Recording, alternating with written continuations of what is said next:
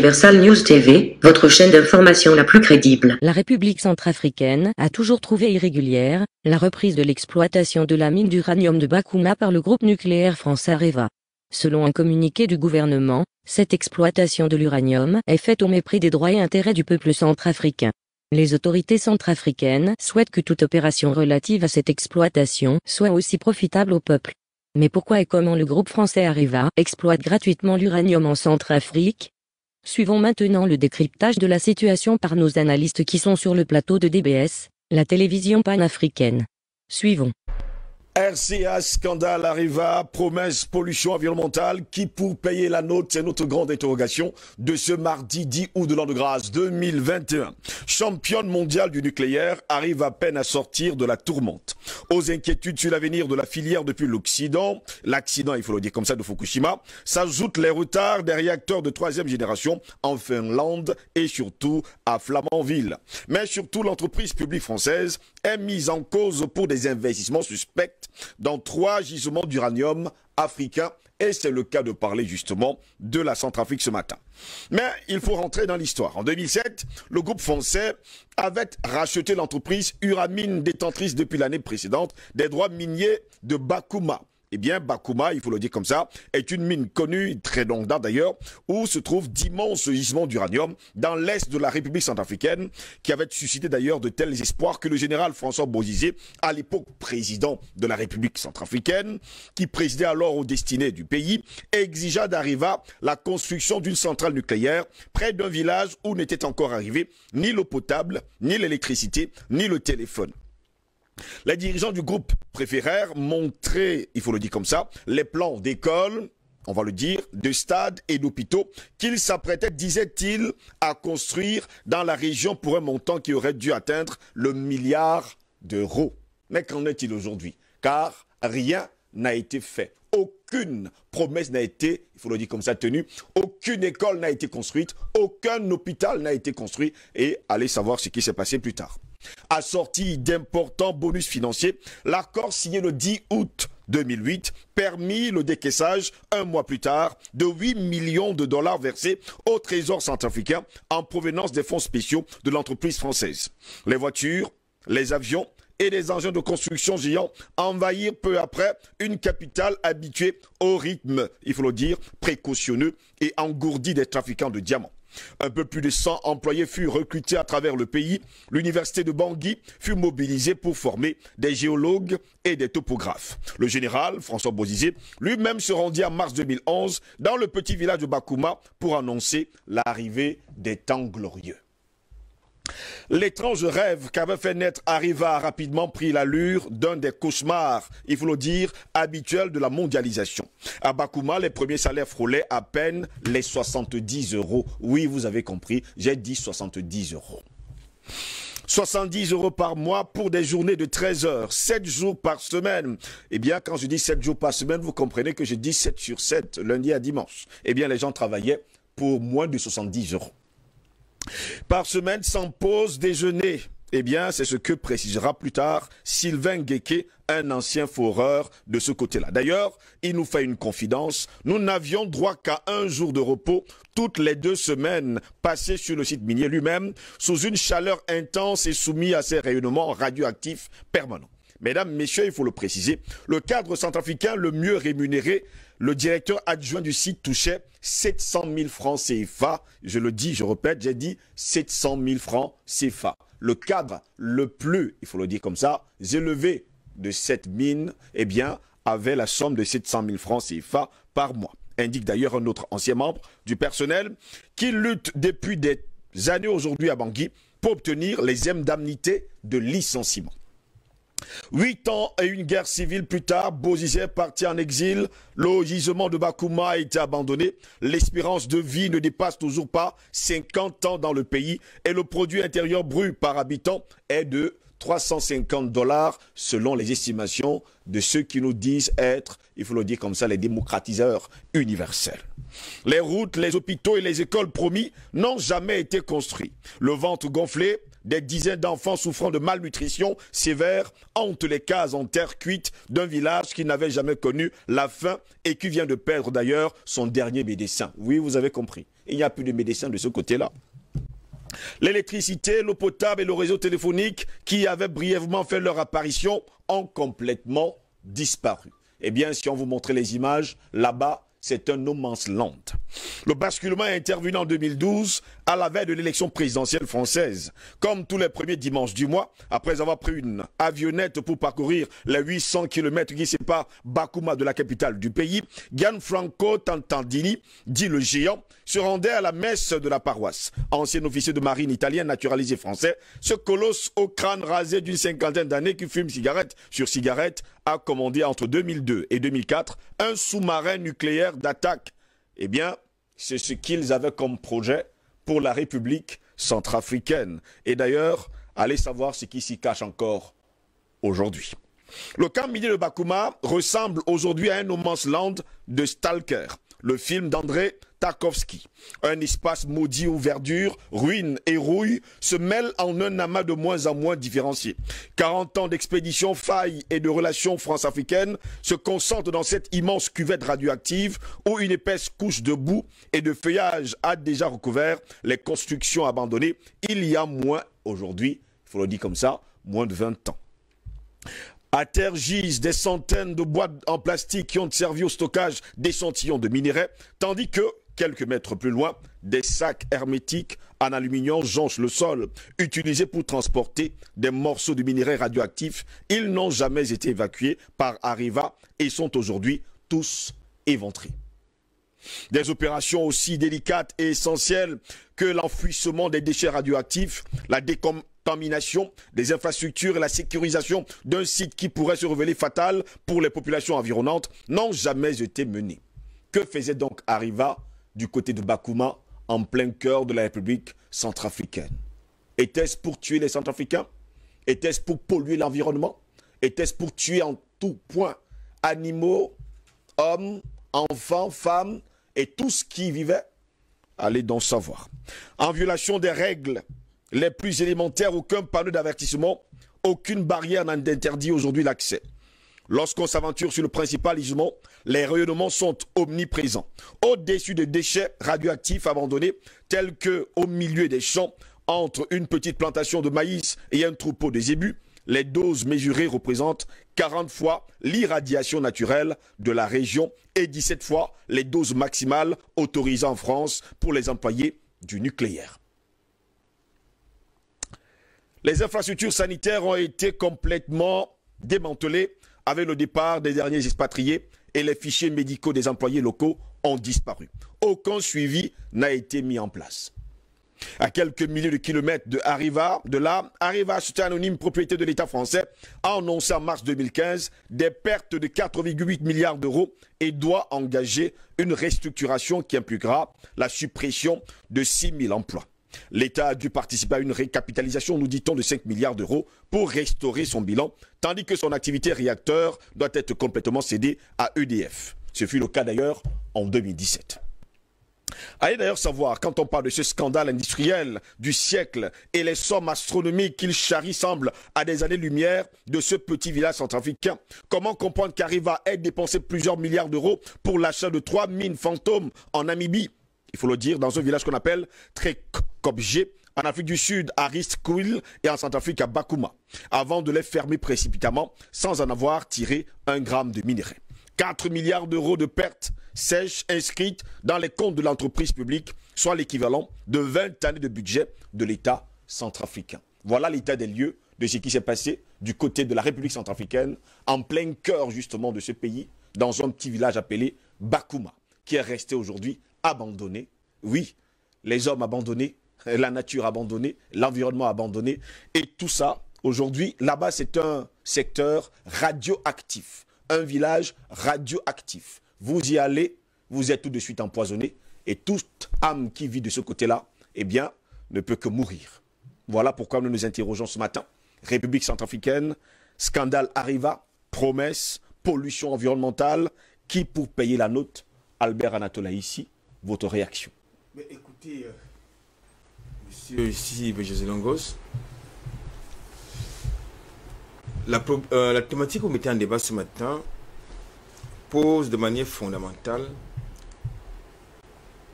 la question des contrats que signent les États africains au profit des multinationales étrangères. Je parle du cahier des charges. Parce que très souvent, on se préoccupe beaucoup plus des chiffres. Et à la chute de votre introduction, vous vous rendez compte que les capitalistes ne s'occupent que des chiffres. Ils se sont beaucoup plus préoccupés par les chiffres que par l'environnement, que par l'aspect humain, j'allais dire, de cette perfidie. Les engagements qu'ils ont pris, notamment en ce qui concerne les infrastructures sociales, n'ont pas été tenus. Oui. Et tout à l'heure, dans la revue de presse, vous avez évoqué le problème, n'est-ce pas, la problématique du dérèglement climatique. Et qui en sont les responsables? Tous les jours, vous avez des forums qui sont organisés à travers le monde pour nous empouler, pour nous faire croire qu'ils sont très préoccupés par les questions environnementales. Hier, vous avez également mis en débat une thématique qui mettait en perspective la violation régulière par ces démocratisés universels du droit international, les droits humains, les droits de l'homme. Nous sommes en plein ce matin. Parce que la thématique que vous mettez en débat pose ces deux problèmes. La problématique du respect des droits humains, la problématique du respect de l'environnement, de la protection de l'environnement. Eh bien, ce qui se passe à Bakouma, du côté de la République centrafricaine, c'est exactement la même chose qui se passe du côté du Niger, où justement, Areva, qui se fait désormais appeler Orano, oui, du côté de la justement polluer l'environnement, oui, détruire l'écosystème naturel et repartir sans aucune conséquence. Ni pour les autorités gouvernementales locales, oui, ni pour ceux qui ont la prétention de nous donner les leçons de protection de l'environnement. En Centrafrique, il y a trois choses qui se sont déroulées. D'abord, il y a eu un conflit de leadership, j'avais dit d'intérêt, oui, entre Bozizé et les responsables d'Areva pour ce qui concerne justement, j'allais dire, le montant de l'enveloppe qui devait être reversé à l'État centrafricain. C'est là où part justement la mésentente dans le business. Parce que Areva voulait, comme d'habitude, exploiter ce gisement d'uranium, comme d'habitude, en mettant sur la table moins qu'une bouchée de pain. Alors, Bozé estime que non, c'est pas possible de donner 2,5 milliards de dollars, 2,5 milliards de dollars à l'État centrafricain pour exploiter pendant au moins 50 ans un gisement d'uranium. C'est pas possible. C'était pas possible. Pas possible. Donc c'est de là où part cette perfidie. Eh bien, par la suite, donc, du fait de ces mésententes, et comme ils en ont l'habitude, les Locodem ont abandonné le site, oui, sans aucune disposition sanitaire, d'abord pour l'écosystème et ensuite pour les populations. Si vous regardez les images, vous allez constater que... On épargne nos téléspectateurs de ces images. Hein. Voilà, c'est quand vous regardez ces images qui sont vraiment difficiles à voir. Des images violentes, il faut le dire comme ça. Il faut le dire. Oui. C'est bien très violent. Et je voudrais que nous sommes des journalistes, je voudrais quand même vous préciser qu'en son temps, le monde diplomatique a fait un article là-dessus, oui, qui a été censuré en France. C'est faut le dire, cet article a été censuré parce qu'ils ont fait tout un dossier là-dessus qui a été censuré en France. C'est dire qu'il y a des choses mauvaises qui se passent sur le continent africain. Vous avez des actes, non, des génocides, c'est même un génocide là, parce que lorsque vous avez... C'est tout un village qui est d'ailleurs rasé, Albert Anatole, mais sauf qu'il y a encore des habitants. Et qui survivent, qui vivent même à la limite. Qui continuent de s'abreuver dans les ruisseaux qui coulent, n'est-ce pas, dans cet environnement radioactif. Donc, je pense que on doit pouvoir dégager des responsabilités. D'abord, pourquoi est-ce que Areva n'a pas respecté son cahier de charges? D'abord, en matière de protection de l'environnement. Et ensuite, par rapport à la protection de la population. D'abord de ces employés, des ouvriers qui travaillaient sur le site, parce qu'ils travaillaient sans équipement de protection individuelle, ça il faut le dire. Je rappelle d'ailleurs que certains d'entre eux travaillaient avec des sandales. Ça il faut le dire, c'est-à-dire qu'ils travaillaient sans équipement de protection individuelle, comme ils appellent EPI. EPI, oui. Ça devrait, de mon point de vue, faire l'objet d'un procès contre Areva par les organisations non gouvernementales qui polluent l'espace africain. Oui. Mais curieusement, ces ONG sont mieux sur cette question. Autant que les autorités centrafricaines, il faut le dire, autant que les politiques centrafricains, je ne parle pas des leaders politiques, vous avez l'écosystème qui a été totalement détruit. Mais, bon Dieu, mais je crois qu'il y a un gros problème. Donc, pour terminer, pour ce premier jet,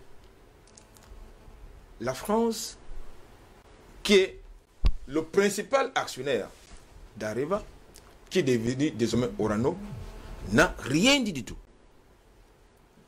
Je voudrais chuter par les promesses qui ont été faites que vous avez énoncées tout à l'heure. C'est-à-dire construction des hôpitaux, des centres scolaires, des routes, des hôpitaux, en tout cas les infrastructures sociales. Oui. Rien n'a été fait. Une centrale nucléaire, une centrale nucléaire quand même pour la centralité, quand même, non? Moi, je pense que, de mon point de vue... Il n'avait pas voulu justement construire ces centrales nucléaires, Albert Anatole, ici, parce qu'il déclarait au fort qu'il ne voulait pas industrialiser la République centrafricaine. Voilà. Je pense que si, peut-être pour ces raisons, ou pour une autre, il ne pouvait pas industrialiser la République centrafricaine, mais il faut quand même construire autre chose en compensation d'une centrale nucléaire. Ils ne l'ont pas fait. Ils sont repartis. Ils ont détruit l'environnement. Ils ont détruit les vies. Ils ont détruit l'écosystème de manière impune. Je pense que c'est un dossier, de mon point de vue, qui devrait actuellement intéresser les Centrafricains.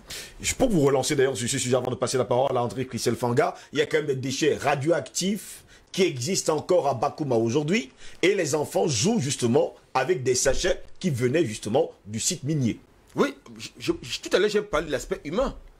C'est-à-dire que c'est une situation qui ne doit pas passer en perte et profit. Que font les autorités centrafricaines? Parce que quand même, nous savons ce qu'ils ont l'habitude de faire. Même dans le contexte africain, je ne parle pas des multinationales. Oui. C'est qu'ils sont là pour détruire l'environnement, dégrader l'environnement. Ils ne font que leur business. Il était prévu, Albert Anatole, ici, qu'ils enfouissent tous les déchets dans le sol. Oui. Ils ne l'ont pas fait. Mais je pense que, là, tout à l'heure, j'ai évoqué le cahier des charges. Et ce cahier des charges devrait être suivi par les autorités gouvernementales qui leur ont signé ce contrat d'exploitation du gisement d'uranium en Centrafrique. Ça n'a pas été fait. Là, c'est de la responsabilité, de mon point de vue, des autorités centrafricaines, parce que vous devez suivre. Vous ne devez pas vous contenter d'attribuer un cahier des charges à quelqu'un, mais vous devez également vous engager à son suivi. Mais ça n'a pas été fait. Là, maintenant, c'est la responsabilité des autorités centrafricaines. Mais pourquoi est-ce que ce village n'a pas fait l'objet, n'est-ce pas, d'évacuation des populations? Mais pourquoi est-ce que les autorités centrafricaines continuent à accepter que les populations, surtout les enfants, qui continuent à jouer sur un site dangereux? Vous avez des populations qui continuent à pêcher des poissons dans des cours d'eau qui sont pollués. Pas des radioactifs. Vous avez des populations qui continuent à cultiver des champs dans cet environnement. Là, il s'agit de la responsabilité primordiale qu'il faut attribuer aux autorités centrafricaines. André Christelle Fanga, pendant ce temps à Bakouma, la population a été divisée en deux. Quand je dis elle a été réduite en deux, parce que depuis l'arrivée d'Arriva justement dans ce village de Bakouma en République centrafricaine, la population, plusieurs personnes en sont mortes d'ailleurs à cause justement de la radioactivité. Est-ce pour dire tout simplement que lorsque les Français arrivent sur le continent africain, ils se foutent pas mal des Africains et ils font ce qu'ils veulent? Merci Jocelyn Goss. C'est pas Areva qui gagne d'abord la concession. Oui, c'est Uramine. Pourquoi je rappelle cela? Parce que dans la plupart de nos États, il y a un État qui ne joue pas franc jeu, ou bien des opérateurs économiques venant d'une nation qui ne joue pas franc jeu, c'est-à-dire les Canadiens.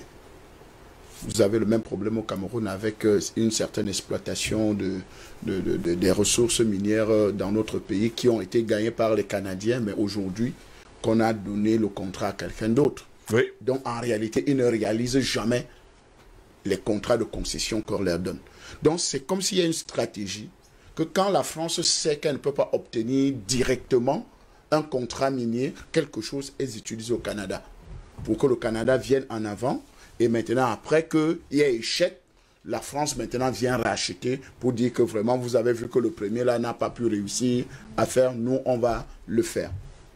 Maintenant que Orano, Areva ont repris le contrat qui était signé, parce que quand même, il faut comprendre une chose, c'est que les premiers dirigeants, parce que Bozizé vient de trouver le contrat en chemin. Oui. Et d'ailleurs, même c'est pour ça qu'on l'installe au pouvoir. C'est pour ces contrats-là qu'on l'installe. Pour ce contrat, on l'installe au pouvoir immédiatement. Au pouvoir pour qu'ils viennent arranger cette situation. Parce que ceux qui ont commencé à travailler pour ce contrat, pour qu'on exploite justement ces mines-là, ces ressources naturelles-là, avaient une pensée pour la République centrafricaine. Donc, Bozizé et son équipe, vous savez que Bozizé, c'est un pro-français. C'est un francophile assumé. Oui. La preuve en est jusqu'à présent, il veut détruire la Centrafrique. Parce que c'est lui qui a créé toute cette guerre que nous voyons en Centrafrique aujourd'hui. C'est M. François Bozizé. Alors que la France, quand il a refusé d'accomplir certaines choses, on l'a dit, bon, dégagez. On a fabriqué un autre Doto, dit à qui l'a chassé du pouvoir. Et maintenant, la même France va le rechercher oui. Où il était, pour dire que vient encore détruire la Centrafrique. Donc, c'est un destructeur. Donc, vous n'attendez rien de nouveau avec des hommes comme Bozizé. Donc, ce n'est que normal que la France pourrait faire, parce que quand je parle d'Arriva, je parle de la France. Oui. Donc, la France ne pouvait que faire ce qu'elle veut à cette période-là avec M. Bozizé, parce que c'était leur élément, c'était leur employé. Quand même, le plus haut cadre touche centrafricain. 700 000 francs CFA. Dans une mine. Vraiment. Des ouvriers, c'était moins de 70 €. Mais écoutez, quelle injure pour un autre continent, pour un pays comme la Centrafrique. Quand même, même pour les agents de sécurité. Vous savez, quand les expatriés, les anciens détenus là qui arrivent ici, ils sont nombreux là, les anciens détenus des prisons européennes là, on les envoie au Cameroun, on les envoie au Congo, on les envoie en Centrafrique et partout. Et même des violeurs, vous savez que les gens qui mettent de la pression sur les jeunes filles, les jeunes femmes, les jeunes garçons et tout le reste, on a chassé le DG d'Orange au Cameroun, hein. Le DG là, le blanc, on l'a envoyé à Madagascar. Même Madagascar refuse. Parce que c'est quelqu'un qui harcèle les gens sexuellement. Donc vous comprenez que c'est quelqu'un qui est malade mental, qui a des problèmes. Donc voilà le genre d'employés que la France nous envoie dans nos États. Donc la France, avec Bozizé qui savait que c'est son employé, parce que c'est la France qui l'a recruté, oui. Qui l'a installé au pouvoir, qui a fait le coup d'État, qui a chassé Patassé du pouvoir, qui a chassé tous les panafricanistes ou bien les nationalistes qui voulaient travailler pour la RCA. Ils ont commencé à faire du n'importe quoi. Donc, voilà le résultat de notre France que nous aimons tant. Des gens qui récitent la France au quotidien. Oh non, vraiment, la France, c'est un partenaire. On n'a pas de partenaire. On doit rompre tout partenariat avec la France parce que les résultats de la mine de Bakouma aujourd'hui nous prouvent que la France n'aime pas les Africains. Areva a créé tous les scandales possibles. Parce que ça, c'est l'aspect... Vous voyez seulement l'aspect technique, parce que quand ça c'est l'aspect technique, vous ne connaissez pas l'aspect politique, géopolitique, parce que la plupart de toutes les rébellions ont été financées par Areva. La plupart de tous ceux qui... Parce que pour avoir des multinationales sont justement au service de leur pays. Hein. Oui. Donc quand ils viennent avec un agenda de leur pays. Ils viennent, si l'État, ou bien les dirigeants de cet État-là, où ils s'installent, ne sont plus en accord avec Paris, on vous montre un coup d'État. La preuve en est, on a tout fait pour faire partie des anciens dirigeants, on a installé ce qu'ils voulaient, maintenant quand ils se sont rendus un peu compte que mais c'est quand même trop, bon, quand même vous pouvez pas exploiter, vous ne pouvez pas martyriser le peuple, parce qu'on vous dit quand même faites des forages, vous ne faites pas, faites des écoles, vous ne faites pas, construisez ceci, vous ne construisez pas, mais c'est sur le papier. Hein. Vous pensez que nos États sont champions des maquettes, pourquoi? Parce que le dessinateur est en France. C'est pour ça qu'on est champion des maquettes. On vient avec des maquettes, on dit non, voici ici, on va vous faire un stade de 2000 places, vraiment pour l'épanouissement, on va faire une école de ceci. Regardez tout ce que les sociétés, les multinationales françaises ont amené. Tout est sur des maquettes. Jamais rien n'est réalisé. Est-ce que vous avez vu un immeuble de Bolloré au Cameroun ou en Afrique ou quelque part? Total même. Depuis des années. Vous avez vu un immeuble qu'on dit, les brasseries sont démontables. C'est-à-dire, c'est les caisses, les morceaux de verre qu'on a cloués. Donc, on peut revenir, on a vissé.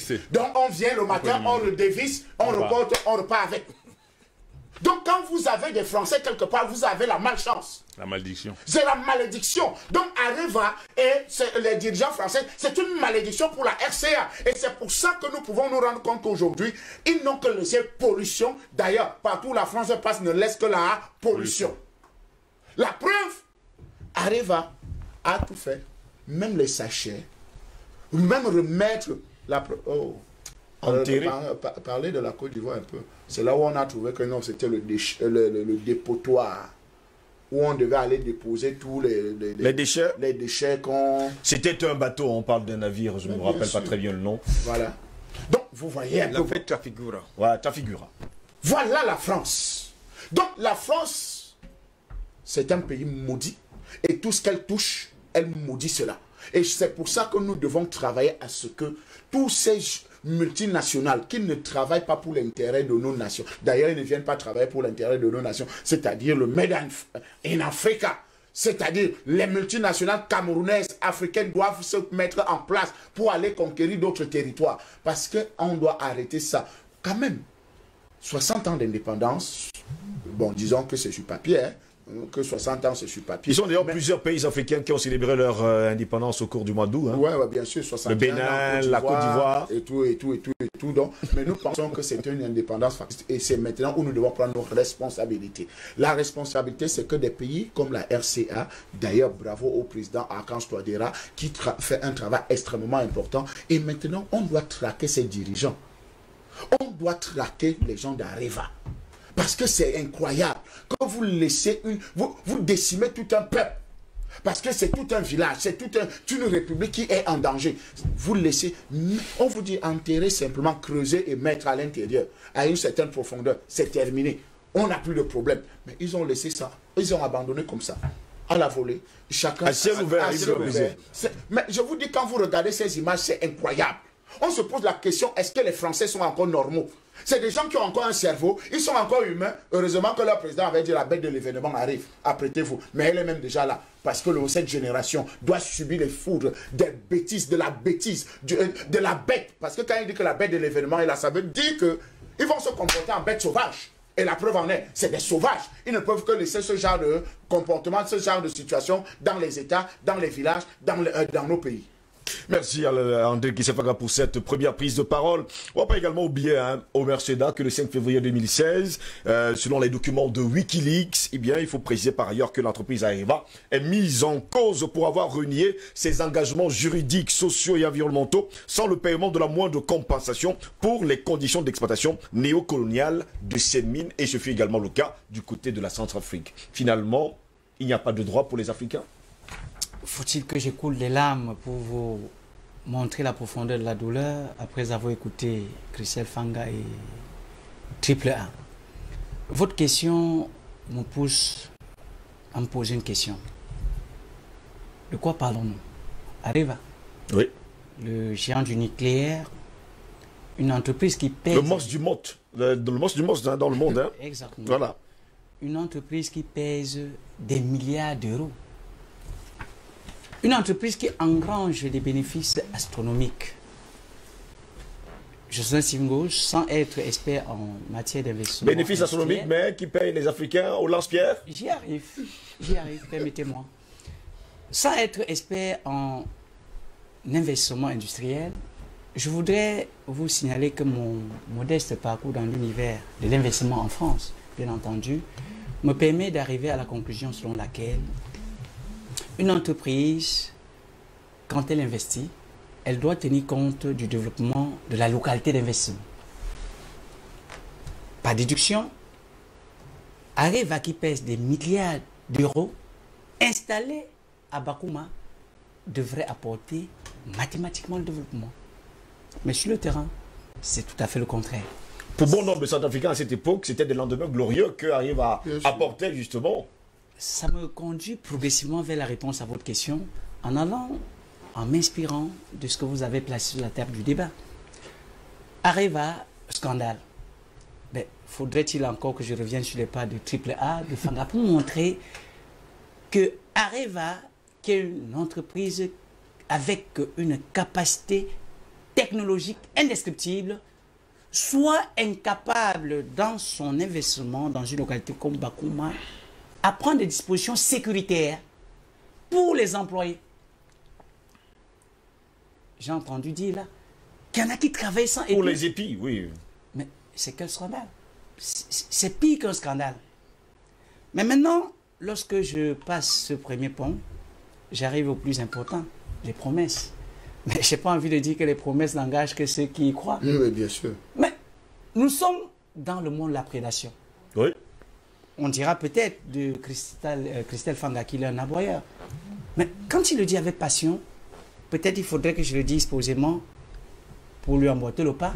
Mais en disant simplement, Areva n'est pas là pour le développement de Bakouma, n'a jamais et ne sera jamais là pour le développement d'une localité en Afrique où elle s'installe. Il y a simplement un pont qui permet de puiser et de renvoyer à la mère patrie. Donc c'est comme le pêcheur qui va chercher le poisson, c'est pas pour le sauver. Cette image est symbolique. Mais alors, quand j'y arrive, oui, c'est avec trop de peine que je parle de ce que vous avez dit. Des employés qui ont 70 euros. Moins de 70 euros. Parce que 100 euros, je pense que c'est 65 000 francs CFA. Bon, vous imaginez 70 euros. Je n'ai jamais été bon mathématicien. Mais quand on prend 70 euros pour un mois, ça fait 30 jours. Et vous avez tantôt parlé de 13 heures de travail. Par jour. Nous avons 24 heures la journée. Et un homme qui travaille 13 heures. Vous voyez la dimension esclavagiste. Ça veut dire que les employés... Parlez même d'employés, parce qu'il faudrait même encore un contrat. Hein? Il n'y en avait pas. Les animaux centrafricains que les Français viennent recruter n'ont pas droit à la vie. Parce qu'un homme qui travaille... la couverture médicale. Exactement. Un emploi qui travaille 13 heures sur 24 heures. Quel temps pour le repos? Quel temps pour la récupération? Et maintenant, 13 heures par jour, en une semaine, nous sommes là sensiblement à 91 heures. En un mois, nous nous trouvons à sensiblement 364 heures. Mais vous comprenez que l'employé est à 0,17 euros par jour. Pour une entreprise qui pèse des milliards, vous voyez que lorsque nous faisons cette péréquation, nous comprenons en réalité que Areva est dans une dimension de ce que je pourrais appeler meurtre. Hein, parce qu'il y a beaucoup de formes de guerre. Il y a beaucoup de façons d'assassinat. Parce que employer des gens et qui sont sous-alimentés, mais physiquement impliqués, physiquement sollicités, cela voudrait simplement dire que c'est une mort d'homme qui est programmée. Et quand nous continuons, nous arrivons à ce que vous avez tantôt parlé de la pollution. Maintenant, Bakouma, village radioactif, Adesson. Lorsque Areva est dans l'incapacité, non, c'est une mauvaise volonté. Parce que l'entreprise a les moyens pour. Mais lorsqu'elle se retrouve dans ce manque manifeste de volonté de pouvoir sécuriser la localité dans laquelle l'entreprise est implantée, cela traduit à suffisance ce que les Français ont en intention première, l'animosité qui les conduit. C'est de toujours traiter l'Afrique comme une terre de merde, comme un continent où il faut s'aimer la misère et la pauvreté. Cela nous permet de comprendre mathématiquement que ceux qui ont cru que l'arrivée d'Areva annonçait les temps glorieux étaient passés complètement à côté de la plaque. Mais Areva est venu pour les temps glorieux, pas de Bakouma, pas de la Centrafrique, mais pour les temps glorieux de Nantes, de Bordeaux, de Marseille, de Paris. Parce que, fondamentalement, aucune entreprise française, je dis et je pèse mes mots, aucune entreprise française n'a pour objectif fondamental de conduire le développement de sa zone d'investissement. Et dans ce cas d'espèce, pour une entreprise comme Areva, qui pèse des milliards d'euros, mais qui sème la misère et la pauvreté, qui sème l'insécurité totale, qui sème un marasme environnemental, il faudrait simplement pouvoir élever le ton pour dire nous en avons assez. Et interpeller, comme Christian Fanga, Triple A l'ont si bien dit, les dirigeants, pour essayer de poser sur la table les conditionnalités d'accompagnement d'investissement. Est-ce que certains dirigeants, parlant justement des dirigeants africains, ont pu se lever d'ailleurs, parlant par exemple de l'uranium, du thorium sur le continent africain, et déclarer nous voulons un tel prix pour le kilogramme ou je ne sais quoi? Parce que la majeure partie du temps, ce fut le cas par exemple du côté du Niger, chaque président de la République qui s'est levé contre le prix en tout cas de l'uranium, vous savez ce qui s'est passé? Coup d'État ou alors assassinat. Cette question, M. Simgos, il y a déjà une double réponse à votre question. Encore faut-il savoir si nous avons des dirigeants. Hein? Il me semble que Areva, il me semble que la France, il me semble que les multinationales françaises décident même déjà de qui sera dirigeant. Ça veut dire en quelque sorte que les dirigeants que nous avons à la tête de nos États sont en grande partie des supports des multinationales. Donc ce fut le cas par exemple pour le cas du Niger, pour l'adoubement de Bazoum. Que faut-il attendre de cela? Mais si nous restons dans la logique selon laquelle les dirigeants ou certains dirigeants ont eu le toupet de vouloir lever la tête pour ne serait-ce que demander une certaine amélioration des conditions de vie des populations, attention, qu'est-ce qu'on vous sert? Des coups d'État. Ça veut dire que derrière Areva se trouve l'opération Barkhane, derrière Areva se trouvent les terroristes. C'est toute une machine. Quand on parle d'une multinationale, le Quai d'Orsay, le Matignon, l'Élysée, tout est organisé pour s'aimer la misère et la désolation en Afrique. La misère et la désolation sur le continent africain. Pendant ce temps, Simon Dion a également oublié déclaré que, avant cela, déjà, Areva était sous le coup d'une enquête judiciaire pour escroquerie suite au sulfurage en 2007, il faut le dire comme ça, de la société canadienne Uramine. Ça, il faut le dire, qui avait d'ailleurs acheté, c'était d'ailleurs le propriétaire de, on va le dire comment, du site de Bakouma, qui détenait notamment le gisement centrafricain de Bakouma, le géant du nucléaire français, est une fois encore accusé de n'avoir pas respecté ses obligations en matière de santé et surtout de sécurité. Est-ce encore une autre escroquerie à ciel ouvert? Monsieur Goscan, des éminents partenaires ont intervenu, comme ils l'ont dit là. Vraiment, je n'ai pas grand-chose à dire, mais est-ce qu'on peut informer l'hippopotame sur l'état de l'eau qu'il habite? À qui on s'adresse ça? Je reprends ma question. Est-ce qu'on peut informer l'hippopotame sur l'état de l'eau qu'il habite? Oui. Et deuxièmement, une fleur née en enfer ne peut pas avoir peur de la flamme. Je ne sais pas à qui on s'adresse là, parce que les Français, c'est déjà maudit. Vous me parlez d'une société qui a repris les actifs d'une société canadienne qui n'existe pas. Uramine, oui. Uramine. Fanga l'a si bien développé. Souligné, oui. Mais il ne faudrait pas qu'on parle d'une chose. On a simplement modernisé l'esclavage. Ah oui. Les contrats, les accords de partenariat, les contrats léoniens qu'on a signés avant les indépendances, ça continue, mais on a fait semblant, on a habillé ça autrement. Et malheureusement, nous, je dis encore, je ne sais pas si nos États africains ont même quelque chose à dire. Pour la simple raison que j'ai l'habitude de le dire sur ce plateau, quand quelqu'un a ton porte-monnaie, si c'est lui qui décide de ce que tu vas manger le matin, c'est lui qui décide de ce que tu vas faire, tu tousses un peu, il est capable de dire, monsieur, aujourd'hui tu ne manges pas, tu fais quoi? C'est de ça qu'il s'agit. Il faut qu'on se libère totalement de cette emprise coloniale. Oui. Le franc CFA. C'est ça notre bête noire. C'est ça le drame en Afrique. Notre monnaie est détenue par quelqu'un d'autre. 60 ans après les indépendances, quelqu'un a encore votre porte-monnaie. Et vous pensez que vous pouvez faire. Et celui qui vient en Afrique, toutes les sociétés basées en Afrique, françaises, ont à la tête de ces entreprises des barbouzes. Vous savez ce que c'est que les barbouzes? Oui. Qu'est-ce qui vous surprend? C'est ces gens qui sont en mission, commandés. Le dire, je ne parle pas pour plaire ou pour nuire. Notre rôle sur ce plateau, c'est de dire aux dirigeants ce qu'on doit faire. Ce n'est pas se taire pour faire plaisir à qui que ce soit. On a débattu des trucs sur ce plateau. Les gens ont donné un mois en prétendant qu'on va fermer Dibi, on va faire ci et ça. Bravo pour ces gens-là. Mais s'ils pensent à l'avenir de leurs enfants, Est-ce qu'ils pensent qu'ils vont devenir leurs enfants? Moi, je suis toujours très embêté de voir qu'il y a des gens qui ne comprennent pas que le combat qu'on fait aujourd'hui, c'est même pour eux. Ils ont plus d'intérêt que nous qui sommes sur le plateau. Parce que nous, on porte déjà nos sacs sur la tête.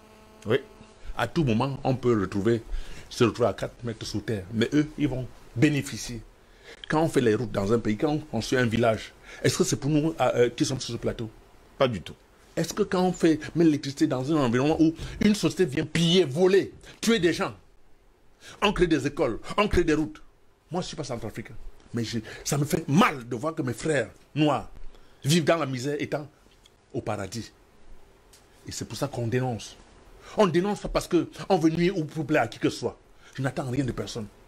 Mais tout à l'heure, quand vous avez fait les analyses, j'ai failli pleurer. Et c'est cette habitude que j'ai sur ce plateau. Quand je vois la manière dont on traite les frères africains, ça me fait mal. Ça me fait très mal. Et c'est lui ici d'interpeller tous les chefs d'État africains là. Nos frères qui sont partis à la diaspora pour apprendre. Ces ressources minières là, on est capable de les exploiter, de les transformer. Qu'est-ce qui se passe dans nos mentales? Qu'est-ce qu'on a mis dans nos têtes? Les gens sont partis ici dans la misère parce qu'ils ont dit on ne peut pas fréquenter, on n'a pas les moyens de fréquenter. Ils arrivent là-bas, ils étudient. Au moment où ils veulent rentrer, ces mêmes gens leur disent, monsieur, on vous donne la double nationalité parce qu'on sent qu'ils vont produire pour eux. Oui. Et quand ils veulent rentrer en Afrique, nos responsables les interdisent le retour dans leur pays, bon sens. Que représente un papier à une nationalité que vous avez? Vous êtes né quelque part, vous n'avez pas choisi. On donne les visas aux homosexuels. On donne les visas aux homosexuels pour venir nous démontrer que l'homosexualité... Non, c'est pas possible, monsieur Ngos. C'est très embêtant. Je suis navré quand j'écoute, quand je suis des trucs comme ça, j'ai les âmes aux yeux. On parle que de la Centrafrique. Mais l'Est à côté, il y a des morts dans des là où on c'est le cas, par exemple, du côté du Gabon, où il y a une zone inhabitable, hein. Mais il n'y a pas que le Gabon. Ici, à l'Est du Cameroun, il y a des gens enterrés dans les mines d'or. Parce que les Chinois ne font rien pour protéger les Africains. On parle de quoi? C'est vrai, le sel et le sucre ont la même couleur, mais c'est le goût qui diffère. Il est temps qu'on choisisse nos partenaires. On ne peut plus continuer comme ça, monsieur Gauche. Chinois et Français, pour vous, c'est la même chose. Le sucre. C'est la même chose. C'est le sucre. Ils ont la même couleur, c'est juste le goût qui diffère. Merci en tout cas pour vos proverbes. Non, on le fait en souriant pour essayer de détendre l'atmosphère. On ne peut pas détendre une affaire non, c'est pas possible. Détendre l'atmosphère. Quand on voit des gens mourir chaque jour, monsieur Ngos, vous voulez que je détende l'atmosphère? Quand je vois des gens mourir partout dans tous les pays africains à cause de nos ressources minières. Oui. Et les gens vont se prévaloir d'être les champions, les docteurs en doctorat. Où sont nos juristes dans tous ces pays? Il y a un contrat. Les gens ne respectent pas un contrat. Vous vous taisez. Vous restez tranquille. Avocat, juriste, tout ce qui va avec, jusqu'à preuve de contraire. Personne ne dit rien. Il y a des trucs qu'on appelle militants des droits de l'homme ou bien des droits de quoi. Ils ne réagissent pas.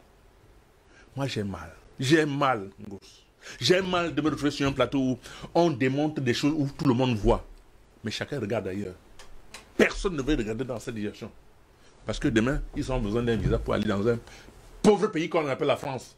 Ils ont peur qu'on ne leur donne pas le visa. Et demain, quand il y a un malade qui a une toux, il faut l'avion médicalisé pour l'amener. On n'a pas d'hôpitaux. Ça me fait mal. C'est pour ça que depuis 10 ans, je suis sur un projet du Made in Africa. Pour qu'au moins, que les gens comprennent qu'on peut faire venir nos frères qui ont fait des études pour exploiter nos minerais. Il faut passer par l'alimentation d'abord. Parce que si les gens n'ont plus faim, et je vais vous expliquer le process. C'est-à-dire, on met en place des boutiques dans chaque pays africain. On échange des produits qu'on produit dans tous les pays africains. On met en place une monnaie d'échange. On met en place une centrale d'échange. Et progressivement, on va arriver aux ressources minières qu'on peut exploiter nous-mêmes. Parce qu'on a des capacités. On a les docteurs belliques, plein de docteurs comme ça, qui ont des capacités énormes. Pourquoi on ne peut pas les exploiter bon sens? C'est quoi cette malchance? On nous a maudits. J'ai des larmes aux yeux, monsieur Ngos. Quand je vis des scènes comme ça, c'est malheureux. Il y a des gens qui vont se tenir dans des petits bureaux que nous on paye à travers nos impôts pour nous imposer ce qu'ils veulent. Parce qu'on leur a donné un peu d'argent. Je suis navré, monsieur Ngos. On vous comprend parfaitement, Père Simo, pour cette réaction. Messieurs, permettez-moi de lire quelques messages et je reviens vers vous pour la seconde prise de parole. Bonjour Dibier, c'est beaucoup de courage à vous également qui nous suivez ce matin. Bonjour Steve et surtout bon retour sur scène. Tenez bon car le destin de l'Afrique est entre nos mains. Nous sommes nombreux à être derrière ton plateau. Nous sommes fiers d'être encore et encore édifiés par votre plateau. Merci, que Dieu vous bénisse. Cette personne ne nous a pas laissé son nom, que Dieu vous bénisse également. Bonjour Steve Ngo, cela fait 2 jours que vous n'êtes pas venu faire l'émission alors que nous téléspectateurs, nous vous attendons patiemment. Ça c'est un message qui datait du 9 juillet. non, là c'est le message d'aujourd'hui, d'accord. Je suis très ravi de vous recevoir sur le plateau. Nous téléspectateurs, nous sommes derrière vous pour que vous puissiez nous ouvrir les yeux. Sans vous, les journalistes, nous sommes des prisonniers de la caverne. Bonne émission à vous. C'est Nasser Gognon depuis le Togo qui nous a écrit également ce matin. J'ai raté votre débat de lundi. Et je profite pour vous souhaiter bon courage pour ce mardi. Merci à vous également. Cette personne nous écrit depuis le Togo avec le 228. Bonjour à vous également.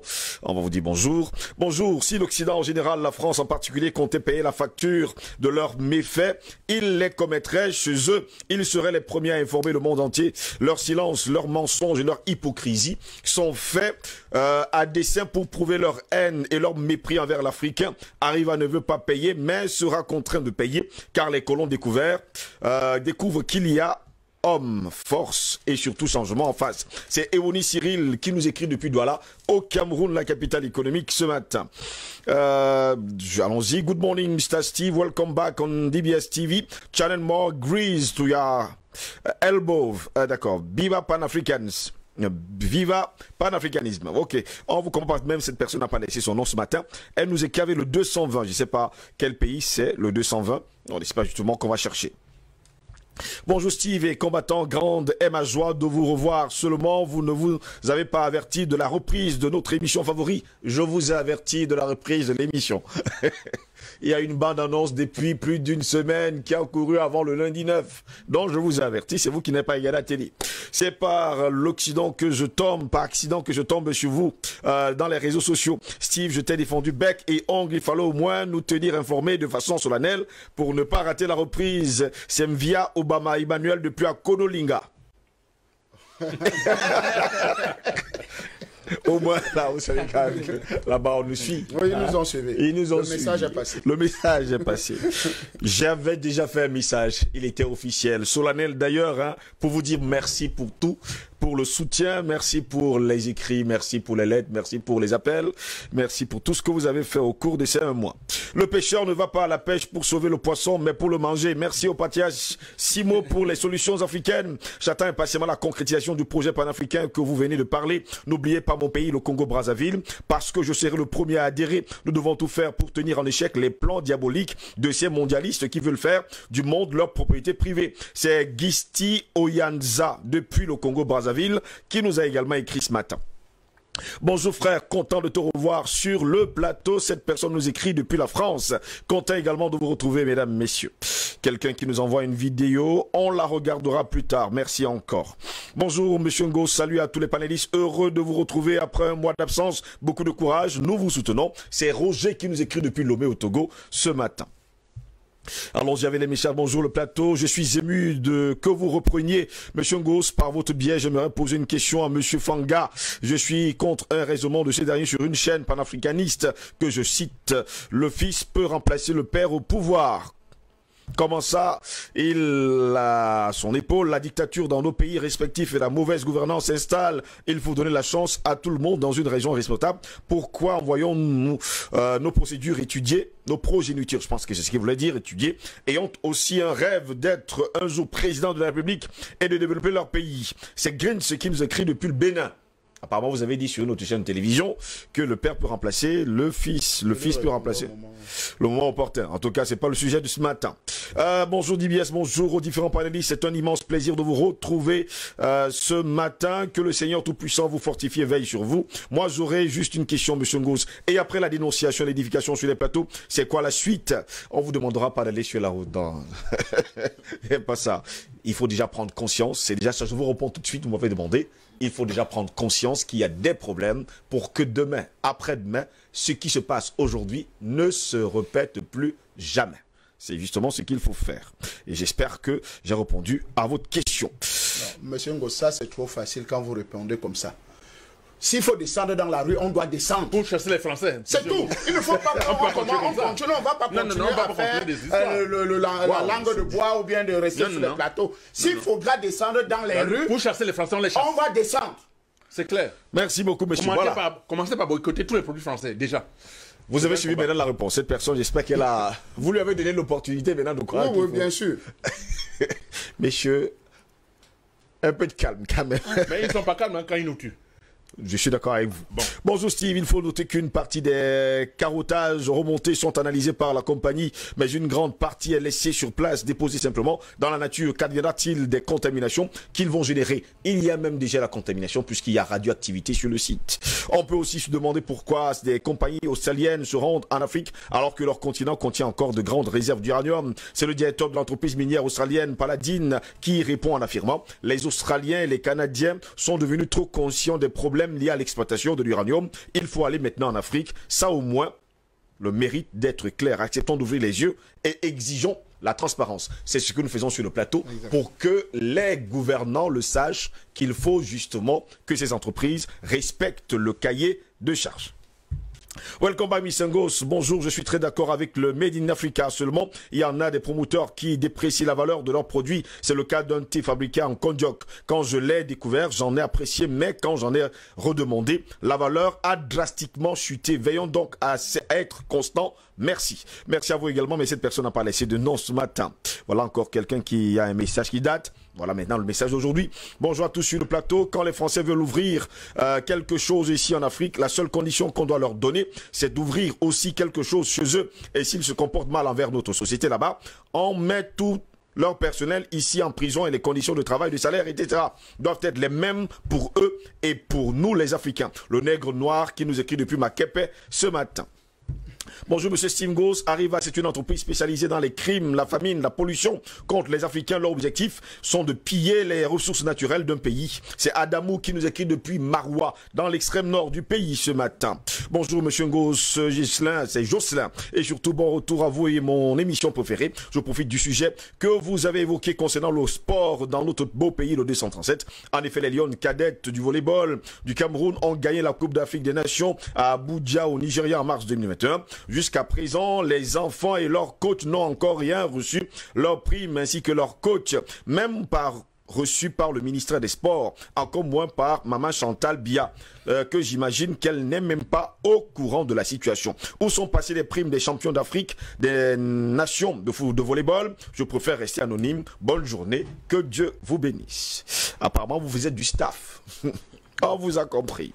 Bonjour Steve, bonjour le panel. Le cocorico continue son démantèlement de l'Afrique sans les Africains et comme les Africains ont atteint le déni d'eux-mêmes, que vous parlez, expliquez, le disque dur est bloqué parce que les radios endocollants ont les leurs jobs et il faudrait que la direction de DBS augmente la diffusion du temps, l'heure de diffusion de l'émission. Longue vie à vous et à l'émission. C'est Brian qui nous écrit depuis Ngodi. Adola, un dernier message parce qu'il y en a tellement. Bonjour DBS, non le message date du 8 juillet, je prends celui-ci. Bien le bonjour Monsieur Steve Ngos et à tout le grand panel d'invités de DBS Matin. Grande est ma joie de vous recevoir et surtout de revoir car votre absence aux antennes chaque matin nous a causé un préjudice. Dieu merci, la fameuse sanction a pris fin et nous pouvons poursuivre notre combat en toute quiétude. Soyez infiniment bénis et longue vie à la chaîne DBS. Bonne journée à vous. Eric Martial, votre fidèle téléspectateur qui lui également nous a écrit ce matin.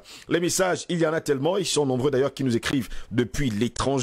Albert Anatola ici, je vais passer avec vous. Il faut également préciser par ailleurs, Albert Anatola ici, que des experts centrafricains, sans oublier, d'ailleurs c'est une, on va le dire comme ça, une information qui date avec Wikileaks, qui fait savoir que, eh bien, là-bas, les foreurs, les foreuses, les gens, les femmes qui étaient justement de ce côté-là, n'avaient pas du tout de protection et que jusqu'à preuve de contraire, certains d'entre eux sont morts. Écoutez, ce qui se passe... On demande des indemnisations, mais jusqu'à preuve de contraire, il n'y en a pas. Déjà, il faut, avant d'arriver sur la question des indemnisations, il faut d'abord établir les responsabilités. Oui. Là, ce sont les politiques qui doivent être mis en scène. Je voudrais vous rappeler que ce que nous décrions ce matin du côté de la Centrafrique, ça se passe également du côté du Niger, ça se passe en Tanzanie, dans les mines d'or. Où vous avez des Messieurs, plus que 20 minutes pour sortir de cette édition. Bon, chacun aura 3 minutes. Oui. Ça se passe en Afrique du Sud, dans les mines de charbon. C'est-à-dire, ce sont les politiques qui ne sont pas sérieux. Dans le cas de la thématique qui nous intéresse ce matin. Dans le cas de Bakouma en Centrafrique. Absolument. Il faut avoir des cahiers de charges, oui. Mais des cahiers de charges absolument très rigoureux, pas complaisants. Parce que c'est ça qu'il s'agit. Parce que lorsqu'on met en avant des questions d'exploitation minière, cela comporte des risques. Dans le contexte centrafricain, les emplois n'étaient pas assurés. Pas du tout. Ils n'avaient aucune couverture médicale. Sociale ni médicale. Du tout. Ils n'avaient pas l'assurance. Ils n'avaient pas d'équipement de protection individuelle. Nous l'avons tout à l'heure indiqué. Mais il appartenait aux autorités centrafricaines d'y veiller. Mais personne ne l'a fait. Parce que, oui, lorsque ces multinationales viennent dans nos pays, elles sont en mission de prédation. Elles ne sont pas là pour nous, elles n'ont pas vocation à nous aider, à nous développer. Du tout. Du tout.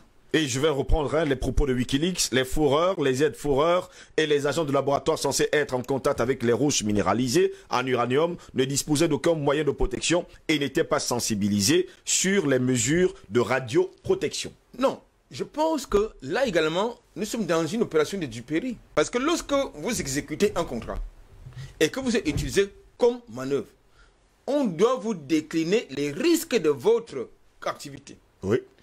Vous vous engagez en conséquence.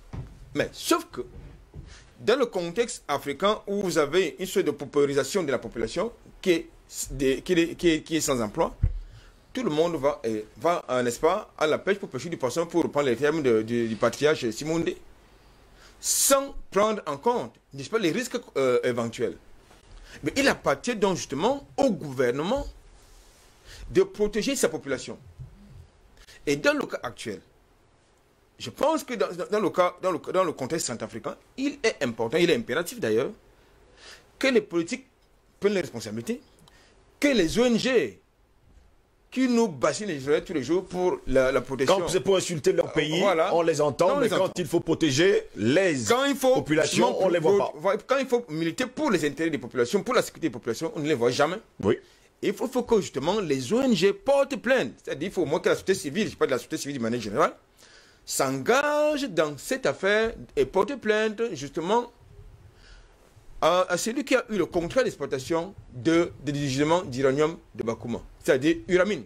Pour continuer justement dans vos propos et surtout vous mettre de l'eau dans votre vin, il faut préciser par ailleurs que pour appuyer les propos, en tout cas le comité précise, ce comité d'ailleurs qui porte plainte, les activités du laboratoire axées sur le traitement des carottes à travers des séries de manipulations se faisaient à main nue et sans aucune protection et que les employés locaux ne disposaient pas tous de dosimètres individuels alors qu'ils étaient exposés aux radiations pendant toute la durée de leur activité. Justement. Voilà pourquoi certains sont morts. On sont morts d'ailleurs. Il y en a qui vont continuer encore à mourir parce qu'ils vont développer les cancers. Les mêmes qui vont tomber en scène, je ne serais pas surpris qu'ils aient des enfants qui ont des malformations congénitales. Ça va avoir, il y aura une échelle de conséquences. Donc, je pense que ça ne doit pas être un sujet clos, c'est lui que nous mettons en débat ce matin, du moins du côté de la Centrafrique. Il faut que les responsabilités soient établies. Parce que, il me semble que le gouvernement a vocation à protéger doit avoir vocation à protéger sa population, à assurer la protection, la sécurité de sa population. Merci. De mon point de vue, et je suis par là, oui, il y a deux choses à faire. Tout à l'heure, pour répondre à la question, qui peut payer la note la note. Notamment, c'est lui qui est responsable d'abord de la pollution, c'est-à-dire Uramine. C'est Uramine qui a exécuté le contrat d'exploitation de ce gisement de l'uranium. C'est là, ça pose non seulement la problématique des indemnisations éventuelles, ça pose également la question justement de la réhabilitation du site, parce qu'il faut quand même qu'on comprenne une chose. Ce village, je veux dire, cette zone ne doit pas être effacée de la carte, comme l'a été, n'est-ce pas, l'île de Diego Garcia au profit, pour la cité, enfin. au profit, n'est-ce pas, des Anglo-Américains. Bon, je pense que il faut absolument qu'il y ait justement que ces populations, je veux dire, les ouvriers de cette affaire-là s'organisent en un collectif pour faire prévaloir leurs droits. Merci Albert Anatola ici. André Kissel Fanga, le collectif, et surtout, on le dit comme ça, le comité centrafricain déclare haut et fort lors de son enquête qu'arrive à procéder volontairement au formatage des disques durs de tous les ordinateurs sur le site, au verrouillage du serveur et à emporter toute la documentation existante avant l'arrivée du comité sur le site. Soulignant aussi que les demandes des dossiers de suivi médical et dosimétrique du personnel sont demeurées sans réponse. C'est classique. Donc, finalement, on est dans un classique. Mais Bolloré a fait la même chose ici au Pôle. Mais vous pouvez poser la question comme si la France ne fonctionne que comme ça. Bolloré a fait la même chose ici à DIT. Il a tout emporté, tout le système logistique et tout le reste. Et informatique. Le logiciel d'exploitation. Le logiciel d'exploitation, il est parti avec. C'est la même chose. Donc vous comprenez que quand on parle de la France, d'un pays maudit, ce n'est pas parce qu'on invente les mots, ou bien on invente quelque chose, ou bien on va chercher de manière un peu de courtoisie quand même, messieurs. Quand il nous tue à la courtoisie. Vous comprenez. Je dis, Bolloré a fait la même chose. Oui. Arrive à faire la même chose. Tous font la même chose. Tous font la même chose. Vous savez, il y avait une société ici qui s'est transformée, qui a changé juste de nom, qu'on appelait ELF, qui est Total. Oui. Champion des coups d'État.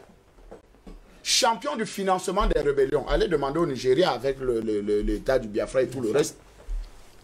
Champion des coups d'État. Ils avaient leur célèbre mercenaire qu'on appelait Bob Dena. Bob Dena était un employé de FC Repka. C'est lui, c'est là-bas où il recevait tout l'argent nécessaire pour aller faire les coups d'État. Donc aujourd'hui, quand on dit, vous dites que la France arrive à bloquer ceci, à faire ceci, c'est le projet de l'eau dans votre vin.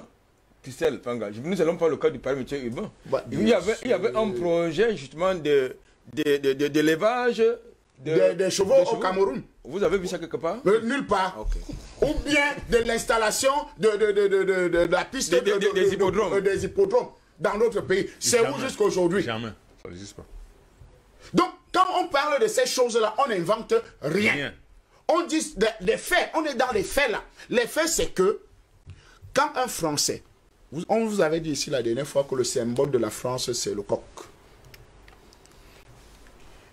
Et l'une des bêtises du coq, c'est qu'avec les pieds remplis de merde, Voilà. il se pavane dans toute la cour.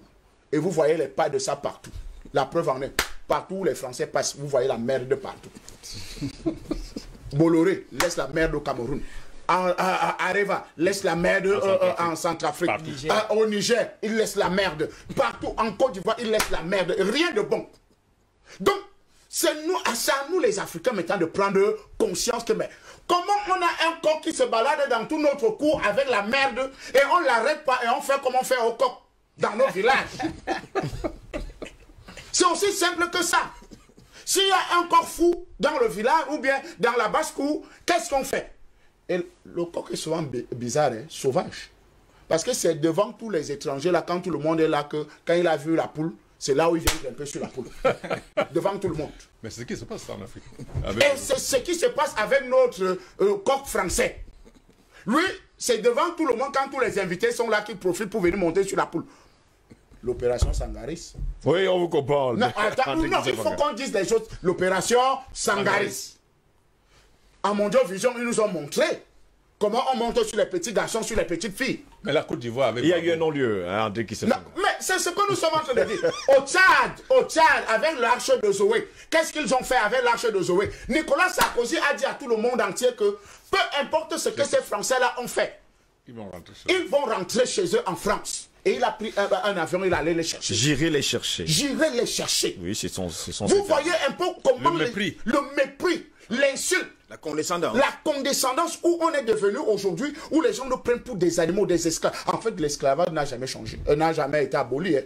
Ça continue. Parce que quand on regarde ce qui se passe à Bakouma, on se pose la question, mais les Centrafricains même sont normaux. Ils acceptent encore les Français chez eux. Mais vous comprenez pourquoi on veut tuer Touadéra.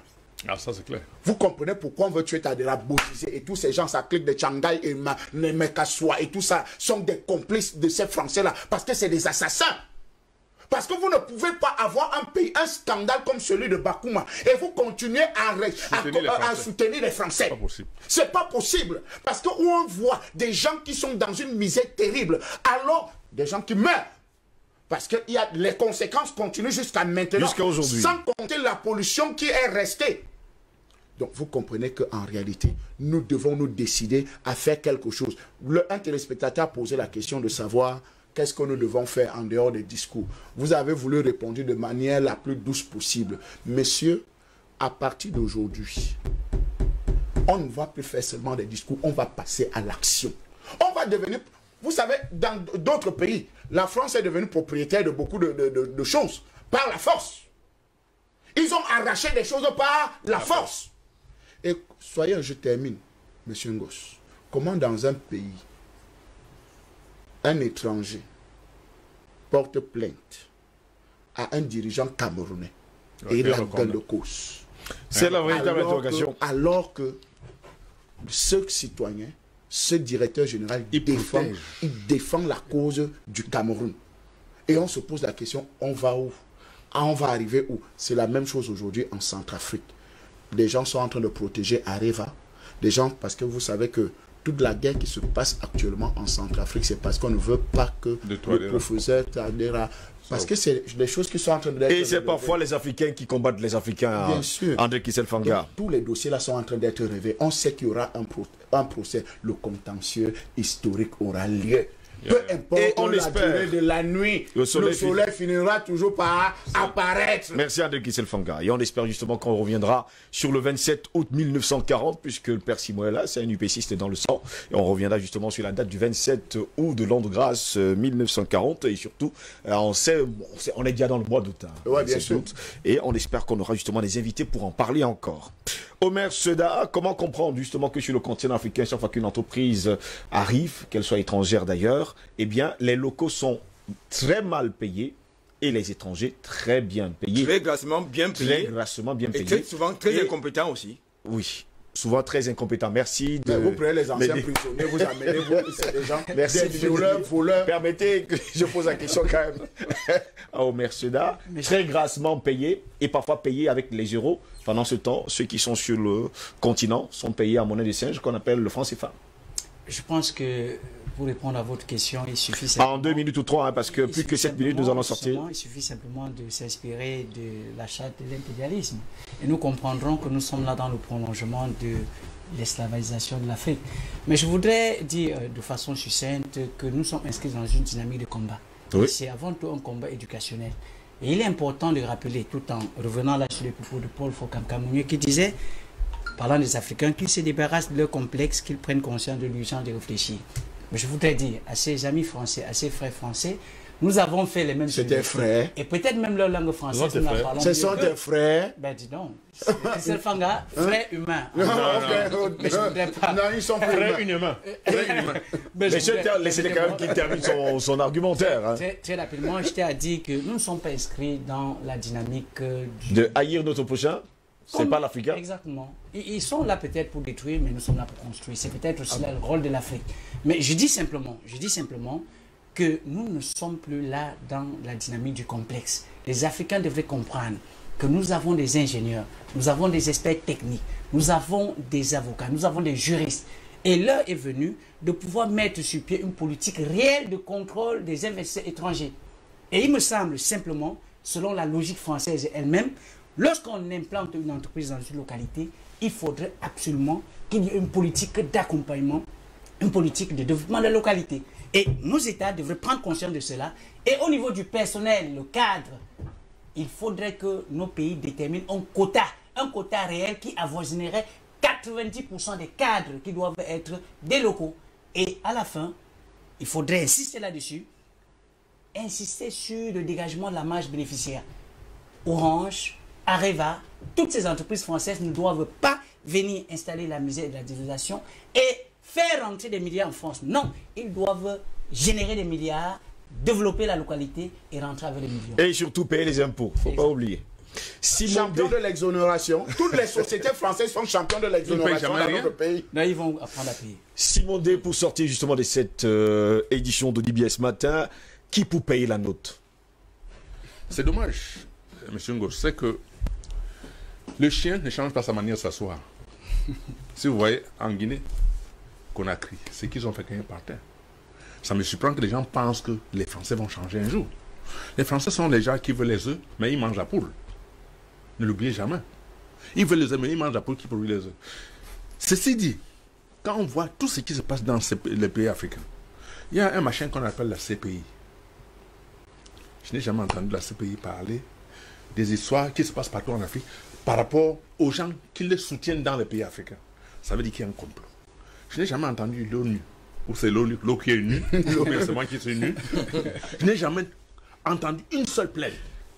Une histoire qu'on appelle le Fonds monétaire international, où ça sert à quoi?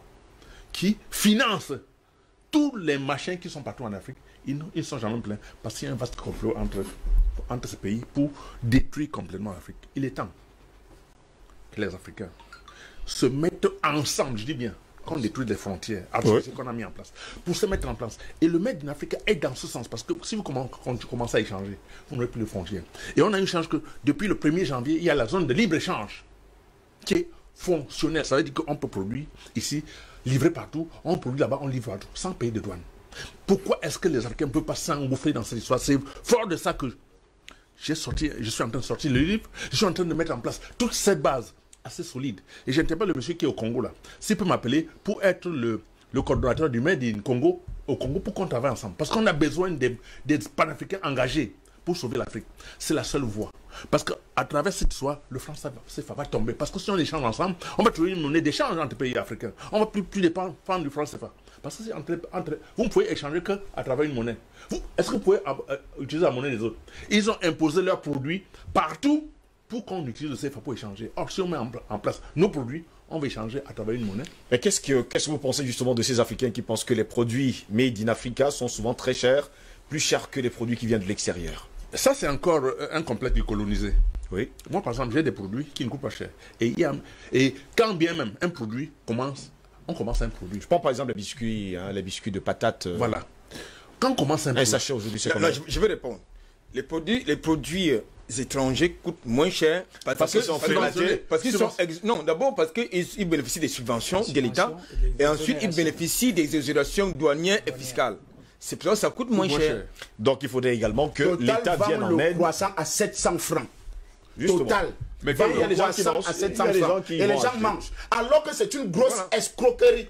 Il y a des Camerounais qui ont voulu faire ce projet de croissanterie au Cameroun. Qu'est-ce qu'on les a? Je vous rappelle quand même que les croissants qui sont vendus au Cameroun sont fabriqués en France. Mais bien sûr. Voilà. Je vais vous donner une information. Est-ce que vous savez qu'il y a les croissants de patates qui sont fabriqués à l'ouest?